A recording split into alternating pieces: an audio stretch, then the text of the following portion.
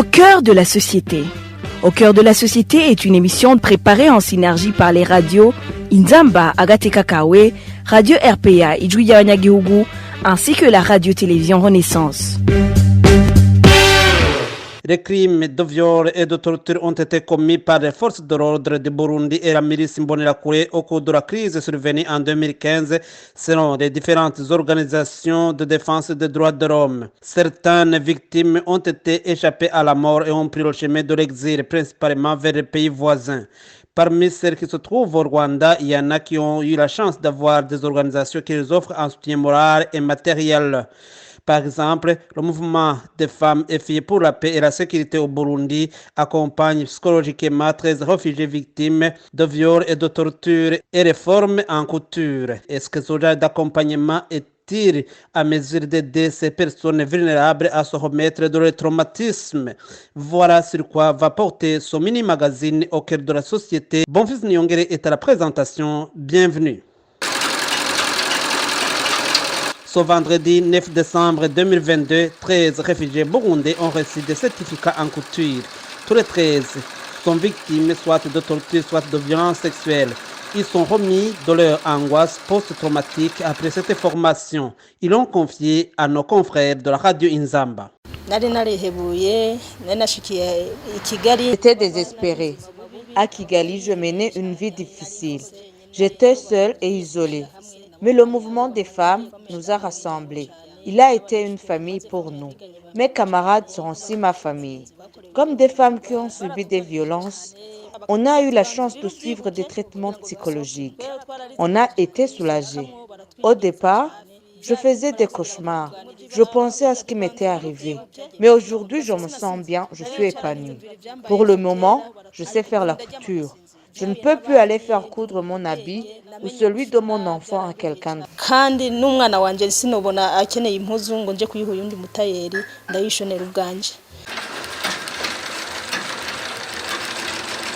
Ubwa mbere ntarabonana nabo barundi nyine bene wacu nanigunze ariko maze kubonana nabo ntanguye izo nyigisho.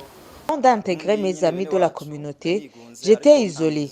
Mais après avoir démarré cette formation, j'ai découvert en moi un potentiel. Il y a des réfugiés qui n'ont pas eu cette chance. Aujourd'hui, je travaille comme un réfugié qui n'oublie pas d'où il est venu. Je suis content d'avoir aujourd'hui un métier qui pourra aussi servir à d'autres. Byanafashije cyane rero kuba nikorera nafasha n'abandi. Kubwa mbere narafashwa ariko nanye nafasha abandi.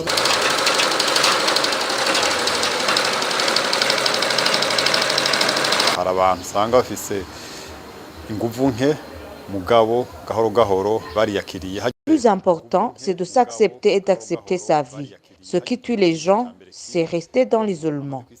Nous avons suivi cette formation dans une bonne ambiance. Le formateur nous mettait à l'aise parce qu'il savait bien qu'on a rencontré des problèmes. On a eu la chance d'avoir près de nous un psychologue. Pour le moment, je suis un homme fort. Je sais que je suis capable de faire un métier et je peux tracer le chemin de mon avenir. Je dois donc cette confidence à cette formation. Vous avez vu ce qu'on a accompli, des habits qu'on a cousus. Les habits que nous portons aujourd'hui dans ma famille, c'est mon œuvre.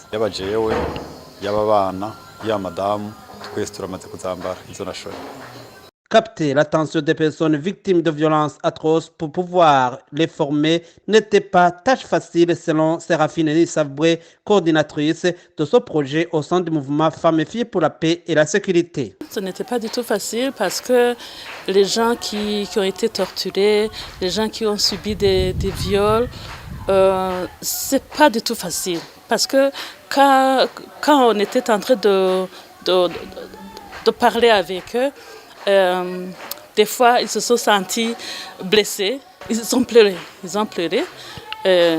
Et ce n'était pas facile, mais au fil des jours, ils ont accepté. Ils ont fini par accepter ce qui les ont touchés. On a utilisé l'empathie. On s'est mis en place, on s'est mis dans leur place pour essayer de les comprendre et essayer de les guider et de les orienter.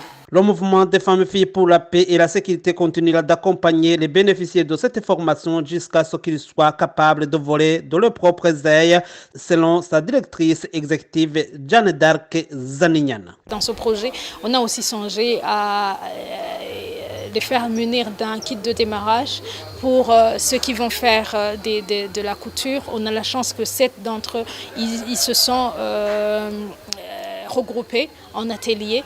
Donc on a essayé de les fournir des outils comme des machines, comme tout ce qui est nécessaire pour le commencement, et surtout concernant le loyer. Vous savez très bien que c'est très difficile.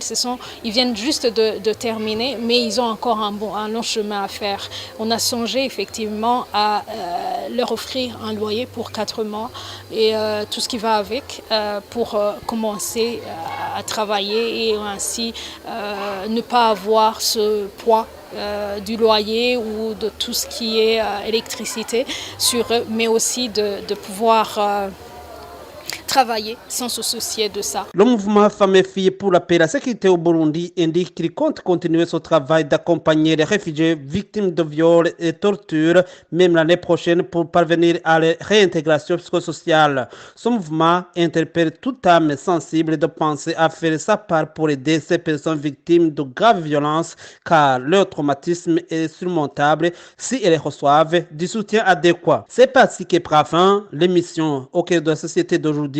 Bonfils Nyongere était à la présentation. Au revoir. C'était l'émission Au cœur de la société.